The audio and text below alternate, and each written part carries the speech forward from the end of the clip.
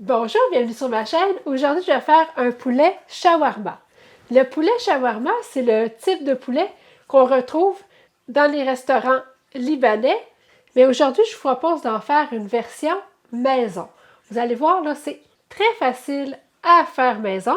Et puis, là, on obtient là, le meilleur des poulets. Donc, le poulet là, va être tendre, juteux et plein de saveurs. Parce que pour faire le poulet shawarma, on a besoin de beaucoup d'épices. Mais si vous n'avez pas les mets épicés, inquiétez-vous pas, ça va être un poulet plein de saveurs, mais ça ne sera pas piquant. Et puis c'est un poulet parfait pour accompagner une bonne salade ou un riz de chou-fleur. Et puis dans cette vidéo, je vais aussi vous montrer comment faire la traditionnelle sauce à l'ail. Si vous voulez en apprendre plus sur l'alimentation cétogène, allez visiter mon site ketosantéplus.com. Vous allez aussi y retrouver plus d'une centaine de recettes. Donc, je m'installe et je vous reviens dans quelques secondes.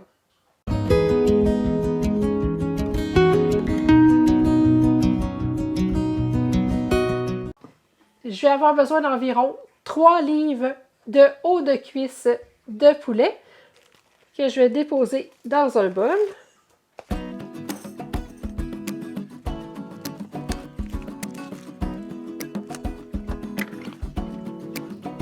Je vais retirer les morceaux de gras qui sont apparents.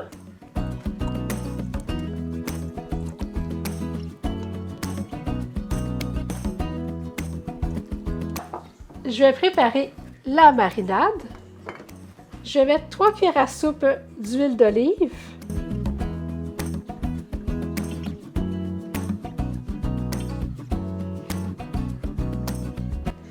Une cuillère à soupe et demie de cumin moulu.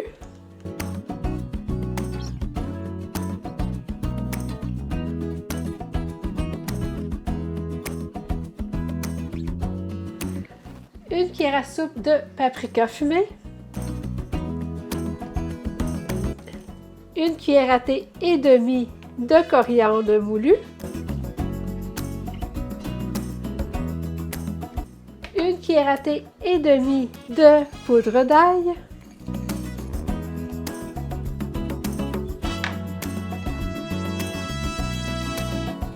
Une cuillère à thé de sel.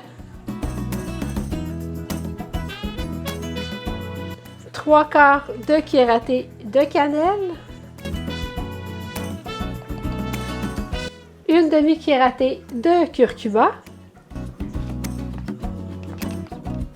Une demi-cuillère à thé de cardamome. Et puis une demi-cuillère à thé de poivre. Je vais brasser.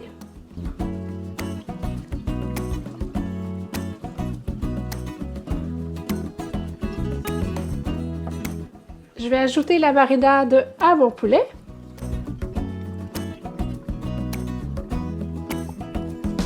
Je vais bien brasser pour m'assurer que chaque morceau de poulet est bien recouvert de marinade. Il faut vraiment là, bien répartir la marinade sur tout le poulet.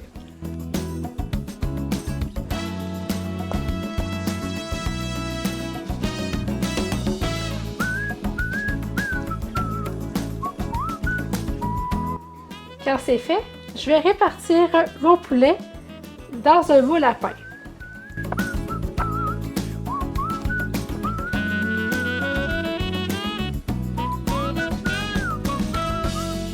Je vais recouvrir mon poulet d'un papier parchemin.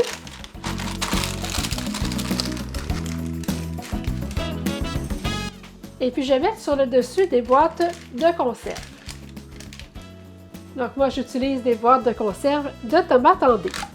Parce qu'on veut vraiment là que le poulet soit compressé.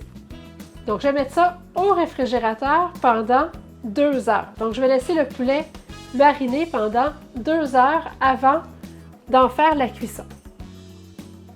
Donc faire la sauce à l'ail, ça va être aussi facile que de faire de la mayonnaise.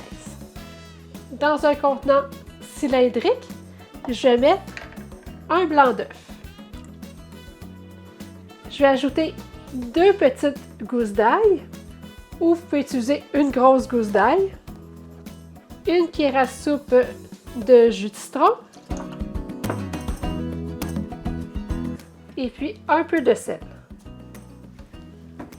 Donc pour faire la sauce à l'ail, je vais utiliser le pied mélangeur.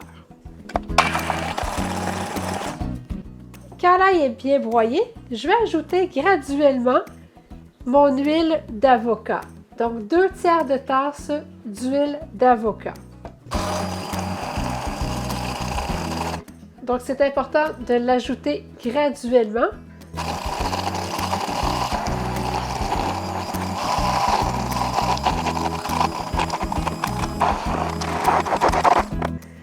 Et voilà, c'est prêt.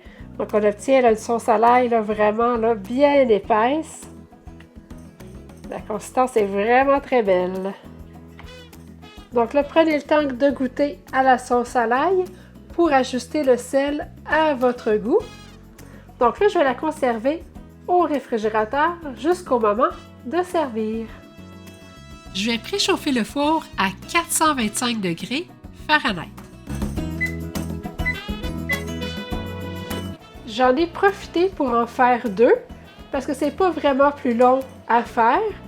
Donc tant qu'à avoir sorti toutes mes épices, aussi bien en faire 2 parce que ça se conserve vraiment très bien au congélateur. Quand mon four va avoir atteint la température de 425 degrés Fahrenheit, je mets ça au four pour 50 à 60 minutes. Donc jusqu'à temps que le poulet atteigne la température de 165 degrés Fahrenheit. Et puis je vais faire cuire ça avec le papier parchemin sur le dessus. Donc j'ai enlevé les conserves, mais je vais garder le papier parchemin. J'ai sorti mon poulet du four et puis je l'ai laissé refroidir un peu, donc 5-10 minutes. Donc regardez le beau poulet qu'on obtient. Donc là, ce que je vais faire, c'est que je vais l'égoutter. Donc je vais enlever le liquide qui se trouve dans le fond de mon moule. C'est important de conserver le liquide parce que s'il vous reste du poulet, vous allez le conserver dans le liquide. De cette façon-là, le poulet va rester juteux, il ne va pas s'assécher. Je vais transférer le poulet dans une assiette. Donc, je vais trancher le poulet pour vous montrer ce qu'on obtient.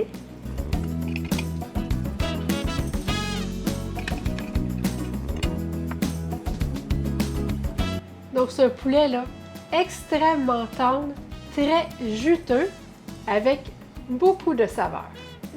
Et puis avec la sauce libanaise à l'ail, c'est vraiment là, un mariage parfait. C'est vraiment là, mon poulet préféré. C'est super bon. Donc, si jamais il vous reste du poulet, vous allez mettre le poulet qui reste dans un plat hermétique et puis vous allez le recouvrir avec le jus de cuisson. Ça va se conserver environ 4 jours au réfrigérateur. Ou sinon, vous pouvez le congeler. Et puis, vous allez aussi recouvrir le poulet du jus de cuisson. Et puis, au congélateur, ça va se conserver environ 3 mois. Avant de vous parler des valeurs nutritives, faites-moi un thumbs up si vous aimez la vidéo. Vous devriez obtenir 8 portions. Chaque portion va contenir 28 g de lipides, 2 g de glucides nets et puis 29 g de protéines. N'hésitez pas à partager la vidéo et si vous n'êtes toujours pas abonné à ma chaîne, n'oubliez pas de le faire pour ne manquer aucune nouvelle recette. Merci et à bientôt!